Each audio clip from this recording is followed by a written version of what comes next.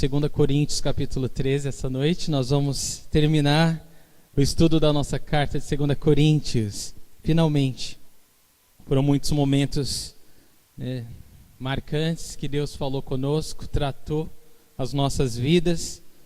Nós vamos encerrar essa noite mais uma carta, não é tremendo? A gente vai estudando carta por carta, conhecendo a palavra de Deus, conhecendo o Senhor, não é?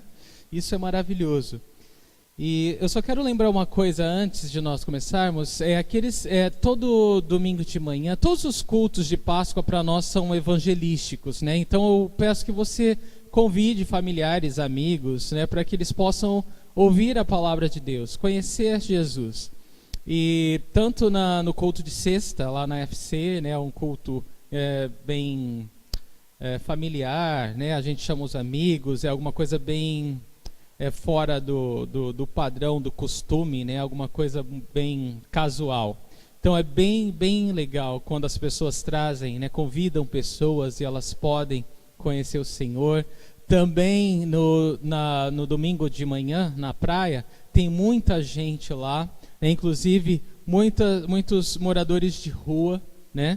E a gente sempre quer alcançá-los com o amor de Cristo. Então eu peço que aqueles que não estão indo ou não, mas desejam contribuir com o café da manhã, a gente sempre gosta de ter comida em abundância, porque às vezes tem muitos moradores de rua ali perto e a gente gosta de alimentá-los e falar do amor de Deus para eles, tá bom? Então, mesmo que você não possa ir, mas se você deseja contribuir, vai ser uma bênção. E domingo à noite, às 6 horas, vai ser o culto especial de Páscoa aqui na igreja mesmo, aqui para nós.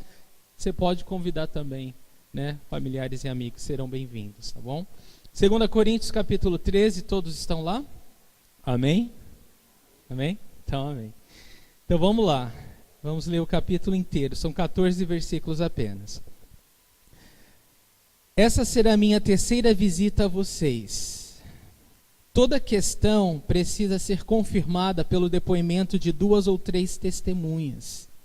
Já os adverti quando estive com vocês pela segunda vez. Agora, estando ausente, escrevo aos que antes pecaram e aos demais. Quando voltar, não os pouparei, visto que vocês estão exigindo uma prova de que Cristo fala por meu intermédio. Ele não é fraco ao tratar com vocês, mas poderoso entre vocês, pois na verdade foi crucificado em fraqueza, mas vive pelo poder de Deus. Da mesma forma, somos fracos nele, mas pelo poder de Deus, viveremos com ele para servir vocês. Examinem-se para ver se vocês estão na fé. Provem a vocês mesmos. Não percebem que Cristo Jesus está em vocês? A não ser que tenham sido reprovados. E espero que saibam que nós não fomos reprovados. Agora, oramos a Deus para que vocês não pratiquem mal algum, não para que os outros vejam que temos sido aprovados, mas para que vocês façam o que é certo, embora pareça que tenhamos falhado, pois nada podemos contra a verdade, mas somente em favor da verdade. Ficamos alegres sempre que estamos fracos e vocês estão fortes. Nossa oração é que vocês sejam aperfeiçoados. Por isso escrevo estas coisas estando ausente, para que quando eu for não precise ser rigoroso no uso da autoridade que o Senhor me deu para edificá-los e não para destruí-los. Sem mais, irmãos, despeço-me de vocês. Procurem aperfeiçoar-se, exortem-se mutuamente, tenham um só pensamento, vivam em paz, e o Deus de amor e paz estará com vocês. Saúdem uns aos outros com beijo santo.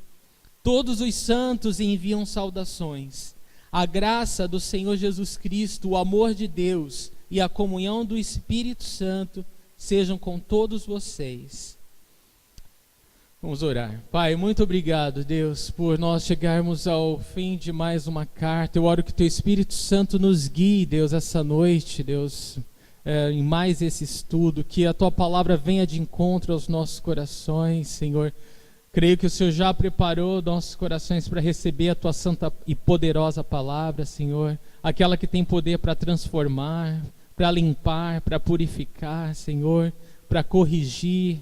Então, Deus, que a Tua palavra tenha total efeito sobre as nossas vidas essa noite, Senhor. Nós queremos Te ouvir, Senhor. Nós queremos receber do Senhor essa noite. Então, cumpre o Teu querer e o Teu propósito em nossas vidas, Senhor. Nós Te amamos, Senhor Jesus. Tu és exaltado entre nós. Tu és o centro das nossas vidas, o centro dessa igreja, o centro dessa reunião, Senhor. Então, fica à vontade e toca-nos com o Teu Santo Espírito. Opera poderosamente em cada um de nós, que todos saiam daqui transformados, Senhor. Ah, Deus, tendo um encontro real com o Deus vivo, um Deus vivo, o Deus que nos ama, o Deus que se importa conosco. Eu oro, Deus, já te agradecendo, que caiam por terra, Senhor Deus, todas as tentativas do inimigo de nos distrair, Deus, de roubar a nossa atenção, Senhor, que os planos do diabo sejam agora frustrados em nome de Jesus, e que o Teu nome seja exaltado e o Teu povo abençoado. Pai, nós oramos já te agradecendo, em nome do Senhor Jesus. Amém. Amém. Irmãos, essa carta foi maravilhosa para a minha vida, eu espero que tenha sido para de vocês também, né? E, que bênção, o Caio e a Nina estão ali com a Elisa. Muito bom, muito bom. Bom, mas eu quero fazer uma rápida revisão com vocês, tá bom? Sobre a carta que nós estamos terminando hoje. O tema dessa carta vocês já decoraram, né? Cristo, nossa suficiência, amém. Cristo, nossa suficiência. Se você lembrar disso, né? Tá ótimo. Cristo, nossa suficiência. E o versículo tema, eu não sei se você já tem de cor, né? Talvez sim. Mas a gente pode ler todo mundo junto hoje? Pode ser? 2 Coríntios 9:8. Vamos lá? 1, 2, 3. E Deus é poderoso para fazer que lhe seja acrescentada toda a graça, para que em todas as coisas, em todo o tempo, tendo tudo o que é necessário, vocês transbordem em toda boa obra. Muito bom. O tema de hoje, a mensagem de hoje é: sejam aperfeiçoados. Sejam aperfeiçoados. Ser aperfeiçoado no sentido de amadurecer, né? Ser aperfeiçoado no sentido de crescer. Então a mensagem de hoje é: cresçam, né? Amadureçam, né? Sejam maduros. Nós terminamos na semana passada o capítulo 12 da carta e vimos Paulo fazer um apelo, né, ao amor prático e à obediência. Ele repreende os irmãos em Corinto, na cidade de Corinto. E essa noite nós vamos ver o apelo final de Paulo, né? Ele conclui a carta chamando os coríntios a uma maturidade na fé, a um crescimento na fé, né? Uma fé madura. E é disso que nós vamos tratar hoje. Então, vamos lá, versículo 1. Essa será a minha terceira visita a vocês. Toda questão precisa ser confirmada pelo depoimento de 2 ou 3 testemunhas. Então, essa é a terceira visita do apóstolo Paulo à cidade de Corinto. E dessa vez, ele espera que seja diferente da segunda vez que ele foi. Nós sabemos que Paulo ele foi a primeira vez a Corinto quando ele fundou a igreja, né? A igreja começou, ele pregou o evangelho, pessoas aceitaram Jesus, a igreja começou a crescer com a graça, o Espírito Santo ia adicionando pessoas à igreja. A segunda vez que Paulo vai, na primeira vez ele ficou 1 ano e meio, na segunda vez ele ficou um tempo bem curto, mas foi uma visita muito complicada, porque ele repreendeu alguns irmãos que estavam em pecado, e eles não gostaram, eles não tinham maturidade suficiente para ser corrigido e aceitar a correção. Eles quiseram cortar o relacionamento com Paulo, e foi uma situação muito desagradável. E Paulo agora, pela terceira vez, ele quer visitá-los e ele quer prepará-los antes, né? Ele quer prepará-los antes para que essa visita seja diferente da anterior, para que dessa vez ele possa ter um tempo de alegria e refrigério com os irmãos, e não um tempo de conflito, né, de desentendimento, de confusão. Então ele prepara o coração dos irmãos de antemão para essa visita. Mas veja que depois ele fala, essa será a minha terceira visita. Ele diz, toda questão precisa ser confirmada pelo depoimento de 2 ou 3 testemunhas. E o que Paulo quer dizer com isso? Ele está citando um versículo lá do Antigo Testamento, no livro de Deuteronômio 19:15, que diz isso, que diz o seguinte: uma só testemunha não é suficiente para condenar alguém de algum crime ou delito. Qualquer acusação precisa ser confirmada pelo depoimento de 2 ou 3 testemunhas. Então, a lei de Deus fala que uma só testemunha não é suficiente para condenar ninguém de um crime ou delito. Preciso 2 ou 3 testemunhas no mínimo para que alguma acusação tenha força, né, para condenar alguém.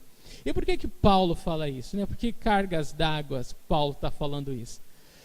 Há 2 possibilidades, né? Por causa da questão, né, do pecado que estava, né, acontecendo na igreja em Corinto e a falta de arrependimento. Você sabe que se arrepender é dar as costas para o pecado e se voltar para Deus. E parecia que os irmãos não queriam mudar, né? E Paulo já pela terceira vez estava indo lá. Então, é possível que Paulo esteja falando, olha, eu vou, mas eu não vou sozinho, né? E as pessoas que eu estou levando serão testemunhas que vocês não querem se arrepender. Mas eu acredito que as testemunhas que Paulo está usando são outras. Ele está falando das visitas que ele fez. Ele fala, pela terceira vez eu estou indo a vocês, e se, né, qualquer situação, qualquer questão só pode ser lidada com o depoimento de 2 ou 3 testemunhas. E ele está avisando eles, essa é a terceira. Só para avisar vocês, essa é a terceira. Ou seja, se vocês não se arrependerem e mudarem, vocês estão mal. Vocês estão mal. Então Paulo já começa esse capítulo final da carta, né, arregaçando, né, pulando no peito, na jugular dos irmãos aqui, né?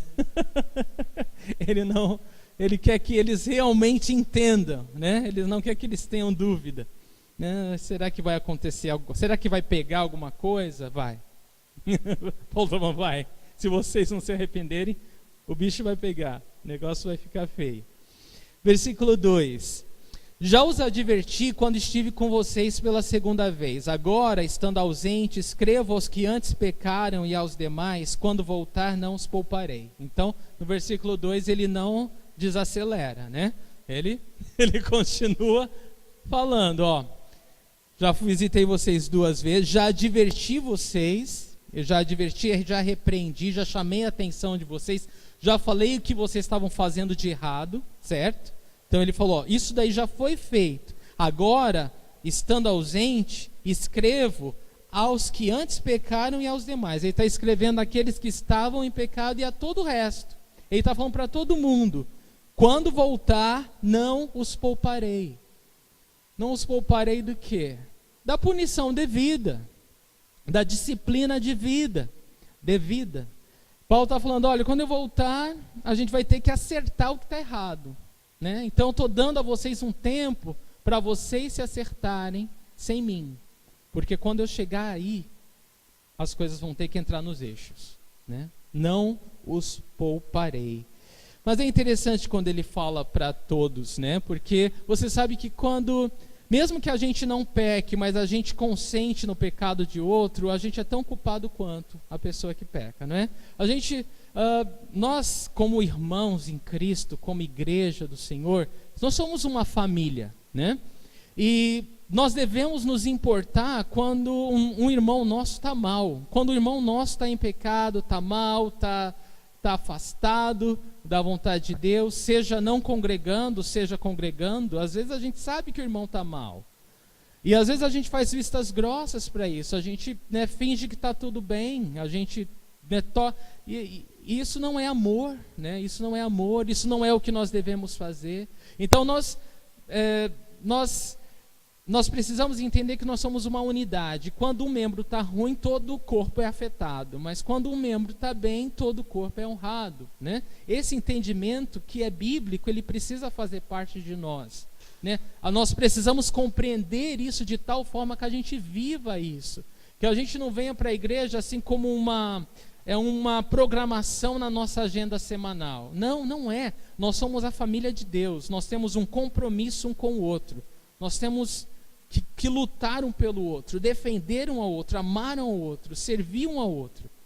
Isso deve ser o nosso chamado, o nosso entendimento diante de Deus. Se nós não nos importarmos, irmãos, com o nosso irmão, isso significa que nós mesmos estamos mal. Não é verdade? Se nós não nos importarmos que um irmão nosso esteja mal, isso significa que nós estamos mal. Nós estamos muito mal. Versículo 3. Visto que vocês estão exigindo uma prova de que Cristo fala por meu intermédio, Ele não é fraco ao tratar com vocês, mas poderoso entre vocês. Irmãos, vejam, nós falamos anteriormente nos nossos estudos que os irmãos em Corinto eles estavam acusando Paulo de várias coisas, e uma delas é de que ele era muito fraco, né? Ele tinha uma aparência muito frágil. Ele falava, né, grosso quando estava longe, escrevia cartas duras para eles, mas a presença dele era pobre coitado, né? Um pobre coitado. E eles duvidavam, né, que Paulo era um apóstolo legítimo da parte de Cristo, né? Eles já estavam questionando isso. E Paulo diz aqui no versículo 3, olha, visto que vocês estão exigindo uma prova de que Cristo fala por meu intermédio, aqui está ela. Ele não é fraco ao tratar com vocês, mas poderoso entre vocês. Paulo está falando o quê? Olha, quando eu for tratar com vocês, eu não vou poupar, né, da punição que vocês merecem. E isso, Paulo está lembrando, é uma prova daquilo que vocês pediram, né? Que se vocês não questionaram se Cristo fala através de mim, vocês vão ver que fala. E fala e vai tratar vocês. Porque Cristo não é fraco ao tratar com vocês, mas poderoso entre vocês. Paulo está falando, olha, Cristo ama tanto vocês que vai me enviar vocês para corrigir vocês. É isso que Paulo está falando. Cristo ama tanto vocês que Ele vai me usar para demonstrar esse amor ao tratar vocês. Às vezes a gente pensa que a gente só é amado quando a nossa vontade é feita, quando as pessoas aceitam o que a gente quer. E dificilmente nós aceitamos aquele amor duro, né? O amor de pai, amor de mãe que corrige, né? Não, esse caminho não, é errado. Isso não. Vai fazer de novo. Não está bom assim. Não é? A gente não gosta, que vai contra o nosso ego, né? Nosso orgulho. Mas Deus nos ama, mesmo quando Ele nos corrige. E Deus usa pessoas para nos corrigir e mostrar o amor dele por nós. E Paulo aqui é uma prova disso. Quando ele vai tratar os irmãos, o erro que os irmãos estavam cometendo, ele está demonstrando o amor de Deus por aquela igreja, né? Ele está demonstrando o amor de Deus por aquela igreja. Isso é maravilhoso. Então, a gente pode aplicar da seguinte maneira, irmãos. Veja se vocês conseguem entender como eu. Cristo, Ele nos ama e nos aceita como somos. Mas Ele nos ama tanto que Ele não nos deixa do jeito que somos. Ele nos transforma. Não é isso? Então, todos são bem-vindos como estão. Eu tenho que mudar para me chegar a Cristo? Não, venha como está. Mas eu sou tão errado. Venha como está. Deus te ama do jeito que você é. Só que Deus te ama tanto, tanto, tanto, que Ele não vai deixar você do jeito que você é. Ele vai te transformar. Mas você é aceito e amado como está. Venha como está. Ele te ama e te aceita do jeito que você é. Só que Ele te ama tanto que o amor dele vai te transformar. E essa transformação é de dentro para fora. Não é um uniforme que você vai colocar. Não é uma religião. Não é uma lista de sim e não. Pode, não pode. Não, nada disso. É o Espírito Santo trabalhando dentro de você. É um caminhar com o Senhor Jesus, que vai nos transformando, nos ensinando, nos corrigindo. Esse é o amor de Deus por nós. Amém? Isso é maravilhoso, né? Então Paulo queria que eles entendessem que Deus estava os amando através de sua vida. Versículo 4: pois na verdade foi crucificado em fraqueza, mas vive pelo poder de Deus. Da mesma forma somos fracos nele, mas pelo poder de Deus viveremos com ele para servir vocês. Então veja só, que comparação linda Paulo faz aqui. Pois na verdade, ele está falando de Cristo. Cristo foi crucificado em fraqueza, né? Você olha para o Cristo na cruz, um homem que foi humilhado, que foi cuspido, machucado, maltratado, zombado, injustiçado, pendurado numa cruz. E Paulo fala, Cristo foi crucificado em fraqueza, mas vive pelo poder de Deus, porque ele ressuscitou. Então, ele morreu em fraqueza, mas ressuscitou em poder. E Paulo usa essa mesma comparação para ele. Ele diz, da mesma forma somos fracos nele, mas pelo poder de Deus viveremos com ele para servir vocês. Irmãos, nós somos fracos nele. Se você comparar a sua humanidade, fragilidade, pecaminosidade e tudo que você é, comparar isso com a glória e a beleza do Senhor Jesus, você entende que você não é nada, que você é fraco, que você é necessitado, que você é carente. Não é verdade? Nós somos fracos nele. Paulo está falando, olha, nós somos fracos nele, eu sou fraco nele. Eu admito isso. Mas não tem problema não, porque ele continua falando, pelo poder de Deus viveremos com ele para servir vocês. Bem-aventurados somos nós, irmãos, que encontramos a nossa fraqueza no Senhor, porque o poder de Deus se aperfeiçoa na fraqueza. Então Paulo está falando, olha, se nós somos fracos nele, isso é bom, porque o próprio Cristo foi crucificado em fraqueza, mas vive pelo poder de Deus. E assim nós, que somos fracos nele, vivemos pelo poder de Deus, da mesma forma que ele. Mas Paulo completa, com um propósito muito claro, a gente vive pelo poder de Deus para servir vocês. Irmãos, nós somos fracos nele, mas vivemos pelo poder de Deus para servir os nossos irmãos. Amém? Nós somos fracos nele, mas vivemos pelo poder de Deus para servir os nossos irmãos.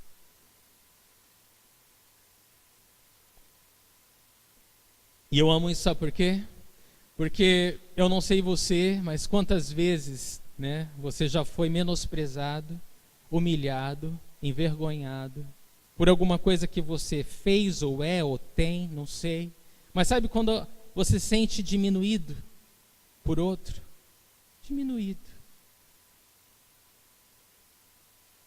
Não tem problema. Paulo está falando, Paulo ele foi julgado, né? Você não tem nada de apóstolo, olha as tuas roupas, olha a tua fala, olha a tua aparência, olha para você. E Paulo pode falar, olha, eu vivo pelo poder de Deus para servir você.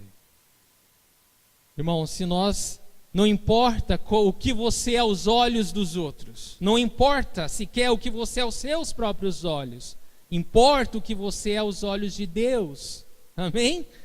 E se Deus te ama e te aceita e usa você, louvado seja Deus. Você não precisa da aprovação de ninguém para ser usado por Deus. Você não precisa da aprovação de ninguém para fazer a vontade de Deus. Glória a Deus por isso. Glória a Deus por isso. O poder de Deus se aperfeiçoa na nossa fraqueza. Versículo 5. Examinem-se para ver se vocês estão na fé, provem-se a si mesmos. Não percebem que Cristo Jesus está em vocês, a não ser que tenham sido reprovados. Então Paulo está falando o seguinte agora, olha, por que vocês não se examinam? Por que vocês não sondam o próprio coração, não faz uma checagem para ver se vocês estão em Cristo mesmo? Porque era uma igreja tão carnal, era uma igreja tão rebelde, era uma igreja tão que estava em divisão. Olha, eu sou de Paulo, eu sou de Apolo, eu sou daquele. Não, eu sou melhor que você, o meu dom é melhor que o seu. Vivendo em imoralidade sexual, vivendo em confusão, em divisão, cortando o relacionamento com o apóstolo Paulo. Ele fala, vocês precisam fazer uma coisa. Vocês precisam parar tudo e perguntar: será que eu nasci de novo? Será que eu nasci de novo? Será que Cristo é o meu Senhor? Será que Cristo é o meu alvo? Será que Cristo é o Deus da minha vida? É o Deus que eu sirvo? É o Deus que habita em mim? Veja que ele fala: se Cristo está em você, você examina, vendo se Cristo está em você, se Cristo vive em você. Se você é alguém que é interessado em Cristo, né? Você tem as pessoas convertidas, né? E aquelas que, como tem um nome, né? Interessante. Convencidas, né? E as convencidas, né? As convertidas, elas estão seguindo o caminho de Cristo. Cristo habita nelas e vive através delas. Isso não significa que elas são perfeitas, que elas não pecam, que elas não falham. Não, elas são imperfeitas, elas falham, elas erram, mas elas estão aprendendo. Há um crescimento, há uma progressão ainda que lenta, mas elas estão seguindo a Jesus. Elas estão aprendendo a seguir a Jesus. Ele é o alvo, Ele é o centro. Mas tem os convencidos que estão no meio da igreja e que se acham o máximo, mas nem nasceram de novo.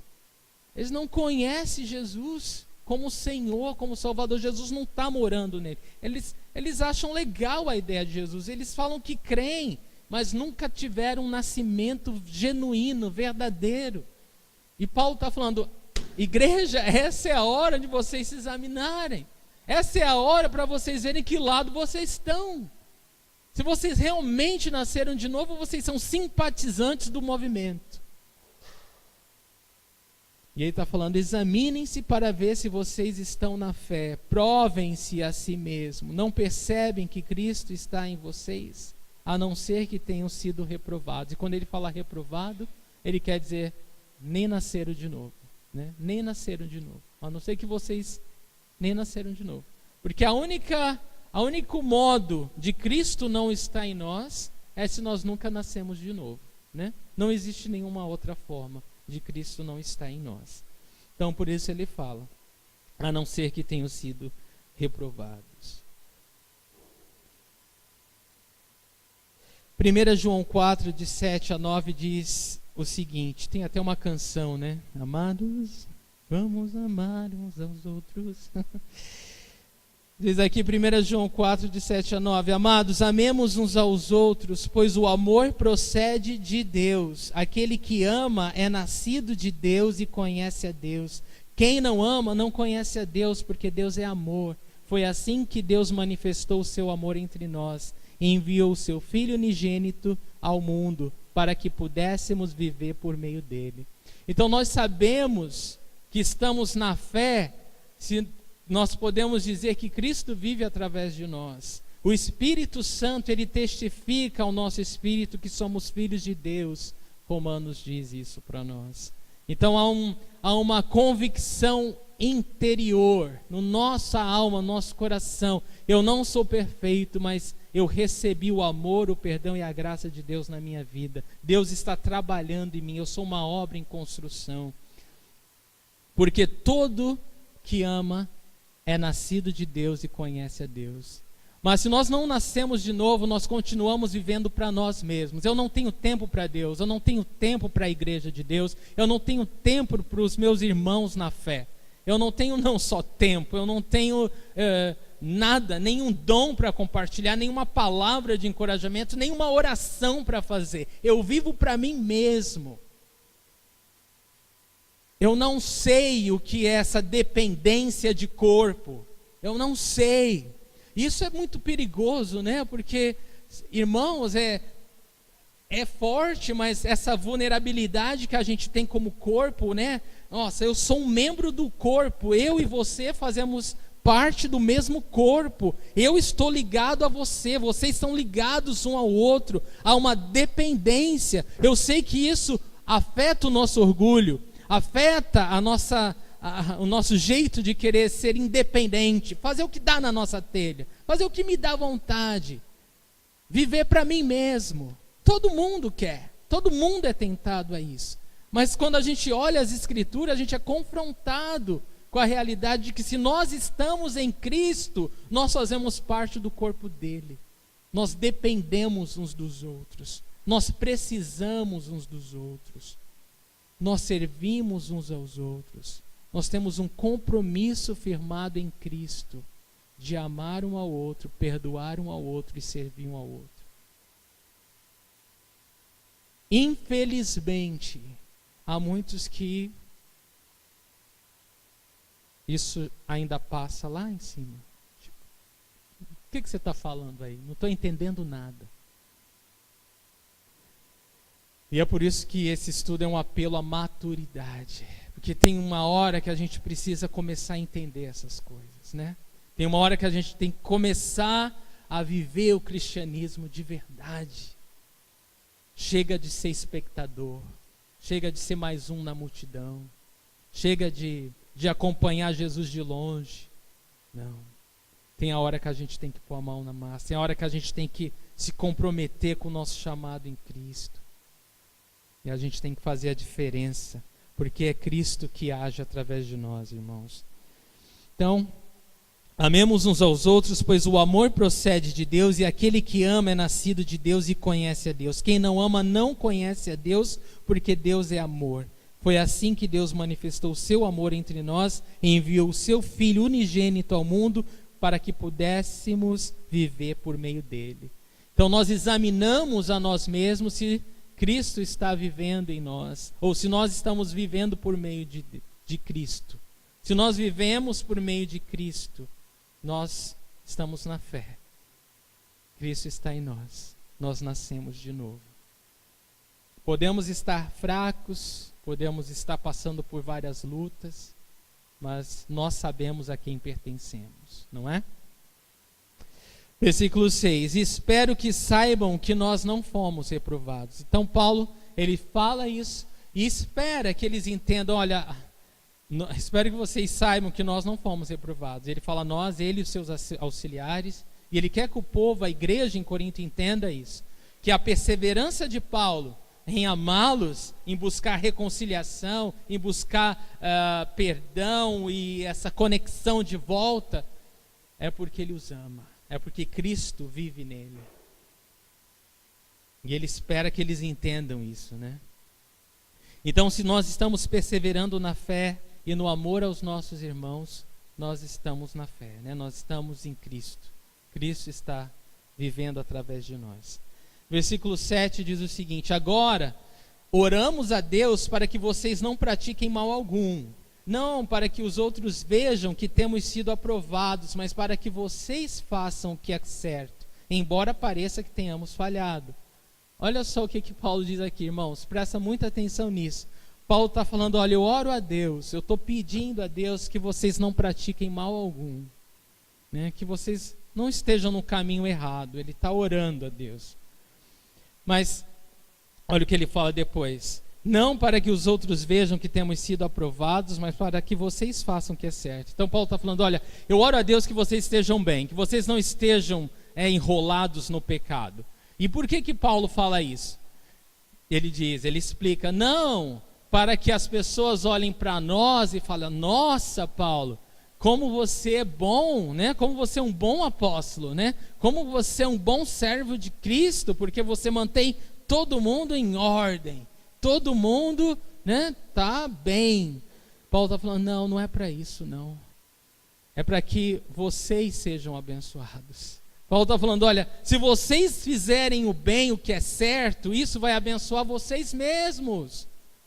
Não sou eu que vou querer meu nome, né, exaltado, palmas para o Paulo. Não, se vocês fizerem o que é certo, se vocês fizerem o que eu estou falando, vocês mesmos é que vão lucrar com isso. Não vai ser eu. E aí ele fala, não é porque eu quero que os outros falem e reconheçam que eu sou aprovado, porque você sabe que os judaizantes estavam falando que Paulo, ele não era um discípulo legítimo, ou seja, ele não era um cristão verdadeiro. Ele não era aprovado por Deus.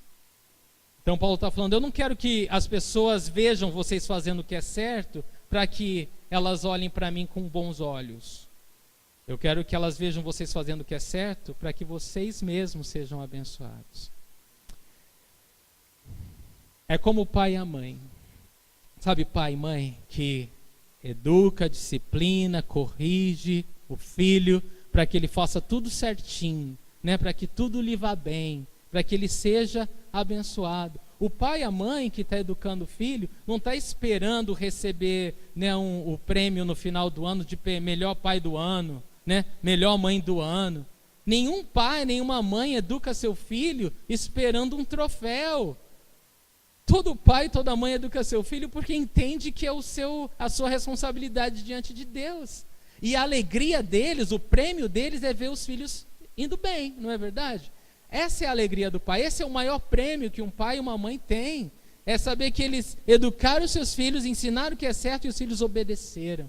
E porque os filhos obedeceram, os filhos estão bem, estão sendo abençoados. Esse é o maior prêmio que o pai e uma mãe pode ter. E é isso que Paulo está falando. Eu não quero que vocês façam o que é certo para que eu ganhe alguma coisa, mas para que vocês ganhem com isso. E aí ele fala, embora pareça que tenhamos falhado, né?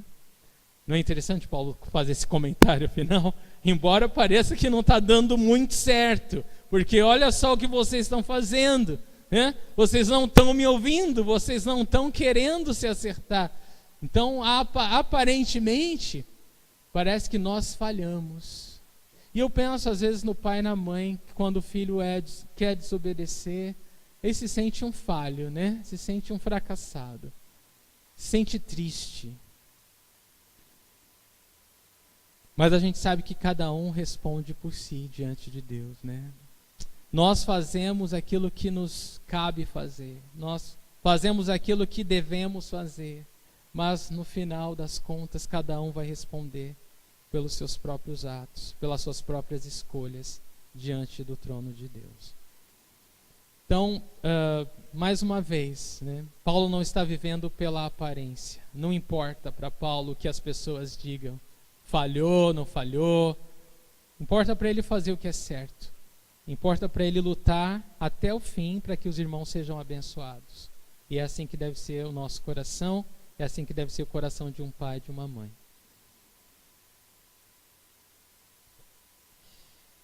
E eu entendo também, antes da gente passar, que quando ele fala, parece que nós tenhamos falhado, irmão, veja se vocês entendem como eu, parece que ele entende de uma forma tão forte essa conexão, essa unidade, que ele fala, se vocês falharem, eu também falho. Se vocês estão bem, eu estou bem. Vocês entendem? Ele coloca de um modo que ele fala, nós somos um só. O teu sucesso é o meu sucesso. Se vocês tiverem sucesso, eu vou ficar feliz. Isso vai ser, né, uma coroa para mim, né? Vai ser um prêmio para mim, saber que vocês estão bem, abençoados. Mas se vocês não forem bem, eu vou ficar triste, né? Isso para mim vai ser uma tristeza. E eu vejo quão importante isso era no coração do apóstolo Paulo. Como é importante que isso seja forte no nosso coração também. Versículo 8 diz o seguinte: pois nada podemos contra a verdade, mas somente em favor da verdade. Então, Paulo está falando, olha, vamos amar uns aos outros e cuidar uns dos outros. Vamos nos esforçar para fazer o que é correto. Porque a gente não pode contra a verdade. A gente jamais vai prevalecer contra o Senhor. Então é melhor se render a Ele. Somente em favor da verdade. Jesus Cristo, Ele é o caminho, a verdade e a vida, e ninguém vem ao Pai senão por Ele. E quanto mais cedo nós nos rendemos a Ele, mais abençoados nós somos. O versículo 9 diz o seguinte: ficamos alegres sempre que estamos fracos e vocês estão fortes. Nossa oração é que vocês sejam aperfeiçoados. Então Paulo mostra seu coração humilde novamente, falando, olha, quando nós somos fracos e vocês são fortes, nós ficamos alegres. Não importa para mim se as pessoas me consideram fraco, um coitado, não importa. O que importa para mim é que vocês estejam bem. Paulo está falando, olha, toda essa coisa que fala a meu respeito, não me importa. O que me importa é o seguinte, como é que vocês estão? Vocês estão bem? vocês estão mal. Isso para mim é o que é importante. Porque eu fico alegre quando eu estou fraco e vocês estão fortes. E a nossa oração é que vocês sejam, o que diz aí, igreja? Aperfeiçoados. Paulo ora para que a igreja seja aperfeiçoada. Isso significa madura, para que a igreja cresça, para que a igreja tenha uma fé madura. Uma fé madura. Essa é a vontade de Paulo. Eu quero que vocês cresçam. Eu quero que vocês amadureçam. Quero que vocês se alinhem ao coração de Deus. 1 Coríntios 13:11 diz o seguinte: quando eu era menino, falava como menino, pensava como menino e raciocinava como menino. Quando me tornei homem, deixei para trás as coisas de menino. Isso significa que há uma maturidade natural, né? Que nós crescemos, né? Todos, quem brinca de Playmobil ainda, quem brinca de boneca ainda, quem, né? Acho que aqui ninguém faz isso, só quem é pai de criança pequena, né? Ou mãe de criança, aí não tem jeito. Mas você não chama teus amiguinhos mais para brincar de ferrorama, né? De taco, né? Já foi, né? Saudade dessa época, né? De jogar taco na rua. Mas já foi, passou, né? Passou porque já estão aprontando ali, ó. Ping-pong, boa. Então. Bom, essa palavra é muito boa, né? Porque a gente cresce, a gente deixa as coisas de menino, a gente, né, as responsabilidades aumentam, é conta para pagar, é trabalho, já era, né? Já era. Se você tem uma criança pequena, ainda você compra todas aquelas coisas que você gosta e fala que é para ele, né? Aí você ainda consegue, né, dar um jeitinho, mas se não, não tem jeito, né? O tempo passa e as coisas ficam para trás. Então, há um crescimento, há um amadurecimento natural que acontece em nós. E espiritualmente deve ser assim também. Espiritualmente, eu não sei vocês, irmãos, mas na minha vida, na minha caminhada com o Senhor, parece que cada tempo, né, as dificuldades aumentam, as provações aumentam. E eu não falo isso de um modo ruim, né, porque isso revela mais e mais a minha fraqueza, né, e automaticamente a minha dependência de Deus. Então, não necessariamente passar por provas e dificuldades é algo ruim para nós, é algo bom, é algo que nos aproxima mais de Deus. Mas a nossa vida espiritual, o nosso caminhar com o Senhor requer um amadurecimento. Ele exige de nós uma mudança de mente, uma mudança de atitude, uma mudança de postura. E se nós estamos há anos, né, com o Senhor, né, na vida de igreja, mas a gente continua o mesmo, nosso compromisso é o mesmo, a nossa responsabilidade é a mesma, isso mostra o quê? Que não houve um amadurecimento, que não houve uma mudança. Nós precisamos crescer no nosso relacionamento com o Senhor. Querer ouvi-lo, querer obedecê-lo, querer experimentar os desafios de fé que Ele nos traz, sair da zona de conforto, alcançar alguma pessoa mais difícil, deixar de olhar para o nosso umbigo, deixar de olhar para o quanto nós não temos, não podemos, e sabe como que é, né? A síndrome da Iana Lippe, né? Ó céus, ó vida, ó azar. A síndrome da Iana Lippe. Bom, mas a gente tem que deixar essas coisas para trás e a gente fala, meu Deus, a parada é diferente, não tem a ver comigo, eu não sou o centro, não é mais o eu, né? Como Paulo disse, quem se importa que eu sou fraco? Quem se importa com a minha aparência? Quem se importa com o meu jeito de falar? Quem se importa com as minhas enfermidades? Quem se importa com as minhas limitações? Cristo vive em mim. Cristo me chamou para servi-lo, para fazer diferença nesse mundo. O ponto, o foco não sou eu, é Ele. Ele é o principal, Ele é a razão. Isso muda, isso é maturidade. E nós precisamos amadurecer, nós precisamos crescer, mudar a nossa forma de pensar. Porque mudando a forma de pensar, a gente muda a forma de agir também. A gente não tem medo de se arriscar. Cada um de nós deve avaliar o seu coração. Cada um de nós tem que examinar o seu coração para saber se nós estamos crescendo, amadurecendo, nos aperfeiçoando ou não. Ou se nós estamos estagnados, né? Se nós estamos confortáveis onde nós estamos.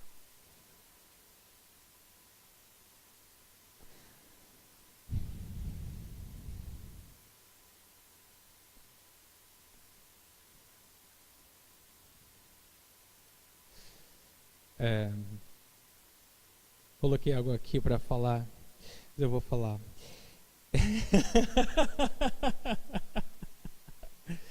Gente, quando nós não aceitamos o desafio de amadurecer e crescer, nós retardamos o nosso crescimento, né? E isso significa o quê? Imagina uma criança que cresce em idade, mas continua na mamadeira, com a chupeta, né? Com a fraldinha. É estranho, né? É estranho, é muito estranho. E é assim que acontece, irmãos, quando a gente está estagnado. Parece que todo mundo vê menos a gente, não é verdade? Todo mundo vê e fala, meu Deus, o que há de errado? Mas a gente não enxerga. Que a nossa mente não mudou. Nossa mente está lá atrás ainda. Para nós está tudo certo. Para nós está tudo bem. Para nós não tem nada de errado. Mas para todo mundo ao nosso redor é lamentável, né? É lamentável. Então a gente precisa parar mesmo, a gente precisa examinar, a gente precisa saber se estamos crescendo, amadurecendo, ou se estamos retardando o nosso crescimento.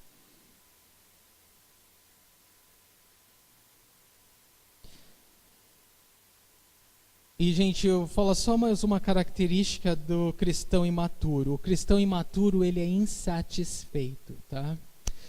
Quando nós estamos amadurecendo na fé, cada vez mais nós deixamos de ser murmurões e reclamões, sabia? Isso é um sinal, é um sintoma de maturidade espiritual, né? Antes nós reclamávamos de tudo, nada estava muito bom, ninguém era espiritual o suficiente, tudo reclamava, nada era bom, né? Nada, a gente era imaturo, né? Sei que muitos de nós ainda são, mas nós estamos, né, perseverando, né? Estamos aqui, estamos perseverando, né? Mas a maturidade cristã, ela nos faz deixar essas coisas, sabe? Agora eu me satisfaço mais em Cristo. Agora, o que me satisfaz não é tanto o que as pessoas podem me dar, não é tanto o que as pessoas podem me oferecer. A minha satisfação cada vez mais está nele. Eu tenho aprendido a depender mais dele, a me satisfazer nele, que ele está sendo a minha suficiência. Então, o tema dessa carta se aplica a essa mensagem de aperfeiçoamento, de maturidade na fé. Porque quando nós amadurecemos, Cristo cada vez mais se torna a nossa suficiência. Mas se nós permanecermos imaturos, nós vamos continuar apontando o dedo, criticando o outro, reclamando o outro, a culpa é do outro, isso não acontece porque o outro faz isso. Isso é sinal, irmãos, de imaturidade. Sempre que você vê um irmão falar assim, sempre que você vê alguém agir, sempre que você pensar dessa forma, isso é um lembrete. Isso é imaturo. E Cristo está falando com você. Eu continuo no trono. Eu continuo sendo o teu Senhor. Eu nunca te deixo, nunca te abandono. Qual é o teu problema?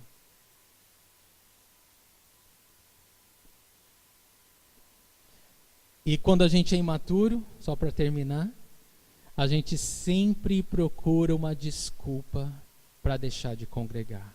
Sempre. Sempre. Mas aquele irmão. Mas aquela irmã. Mas você não viu o que aconteceu? Imaturidade. A gente está sempre procurando uma desculpa para deixar de congregar. Versículo 10.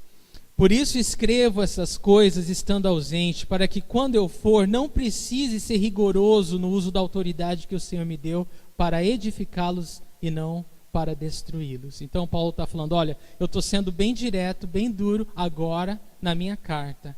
Por quê? O que eu espero? Que quando eu estiver entre vocês, eu não tenha que lidar mais com isso. Eu espero que quando eu estiver com vocês, eu não precise ser rigoroso. Vejam as palavras que ele usa. No uso da autoridade que o Senhor me deu. Então ele não está questionando ou discutindo com eles, se ele tem autoridade ou não. Se Deus o chamou para aquilo ou não. Não é esse o mérito. Ele está falando, olha, quando eu for com vocês, eu espero não usar da autoridade que o Senhor me deu. Para ele não há dúvida da autoridade que Deus deu para ele. E ele espera não ter que ser rigoroso para usar. Mas veja que toda autoridade que Deus nos dá, irmãos, seja sobre que vida for, é para edificar e nunca para destruir.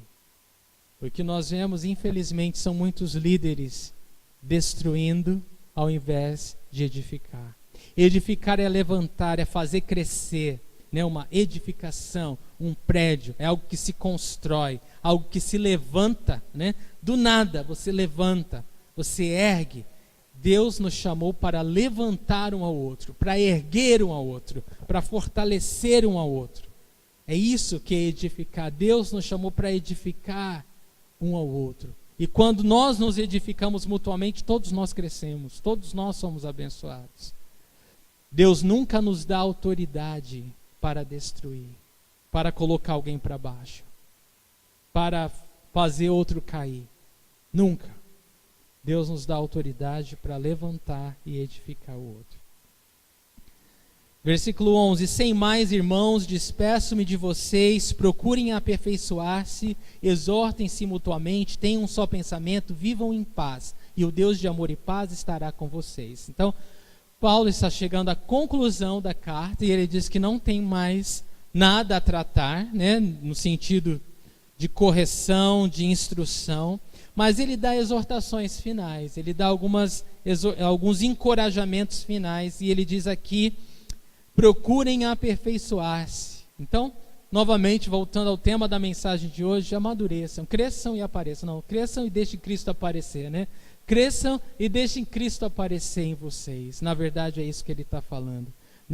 Procurem aperfeiçoar-se, exortem-se mutuamente. Então, agora ele vai dar características de pessoas que estão amadurecendo. Elas se exortam mutuamente. Gente, é infantilidade achar que só o pastor pode corrigir a gente. Só o pastor pode exortar. Só o pastor pode falar. Só o pastor pode fazer. Isso é infantilidade, tá? O pastor é uma função, Não é uma hierarquia. Existe uma responsabilidade diante de Deus, sim, mas nós não somos uma hierarquia, uma pirâmide, nós somos um corpo. Cada membro está conectado ao outro, Diante de Deus somos todos ovelhas, todos iguais, tá? Então cada um vai contribuir com o dom que Deus lhe deu, certo? Então, uma igreja madura é a igreja que um ouve do outro. Irmão, olha, isso daí não é bom, isso daí vai te levar para o abismo. Beleza, irmão, obrigado. Ainda bem que você me falou. Essa é uma igreja madura, tá bom? Aí, uma igreja imatura. Não recebo nada de ninguém, sou intocável. Isso é imaturidade. Quando Paulo fala, exortem-se mutuamente, é que recebam conselhos e instruções uns dos outros, tá bom? Isso é uma comunidade que vive no amor de Cristo. Tenham um só pensamento, não criem em divisão, não criem em contenda, não dividam o corpo, vivam em paz. Todas essas são características de pessoas que estão amadurecendo, estão crescendo na fé, no conhecimento de Jesus, deixando Jesus viver através dela. Então, toda pessoa que está crescendo em deixar Jesus em viver através dela, ela faz isso. Ela procura se aperfeiçoar, exortando-se mutuamente, tendo um só pensamento e vivendo em paz. E é evidente que se uma pessoa vive dessa forma, o Deus de amor e paz estará com ela. Não é verdade? Se uma pessoa vive assim, é claro que o Deus da paz estará com ela.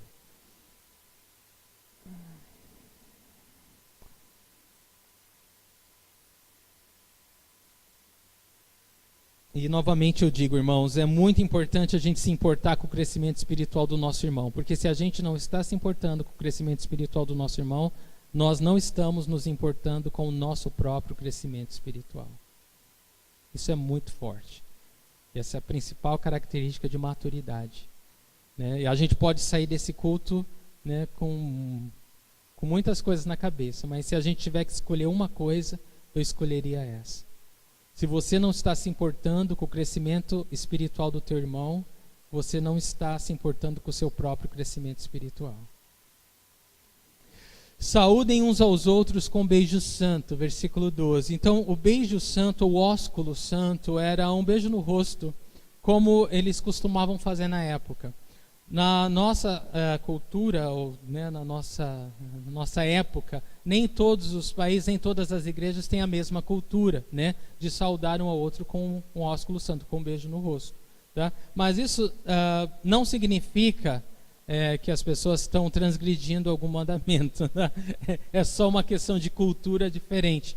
O que Paulo está falando, o coração aqui é só um. Cumprimentem-se uns aos outros, tratem uns aos outros com amor, saúdam uns aos outros, né? E é isso, tá bom? Não necessariamente, né, beijem uns aos outros, porque às vezes você vai estar num lugar que as pessoas não têm essa cultura e você tem que estar tudo bem com isso, tá bom?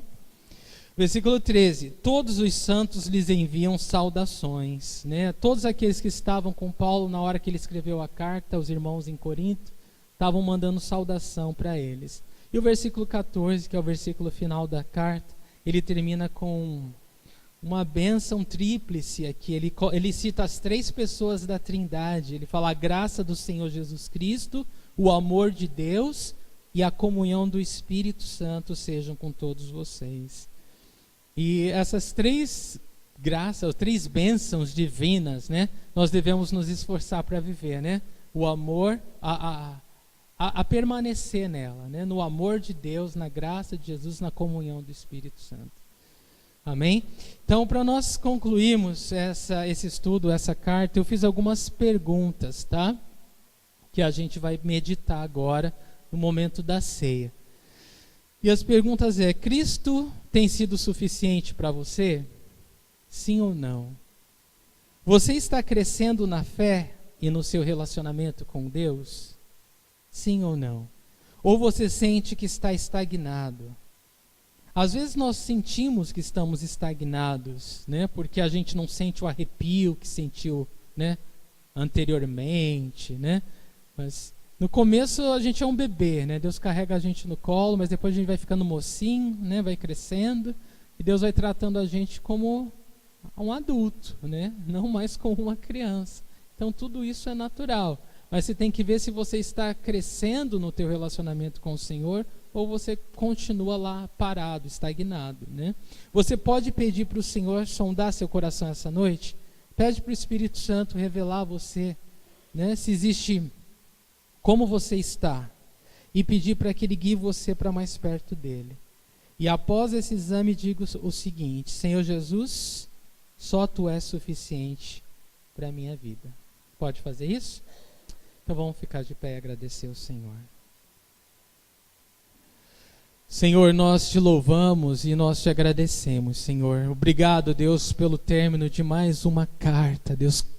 Quanta exortação de amor, ó Deus.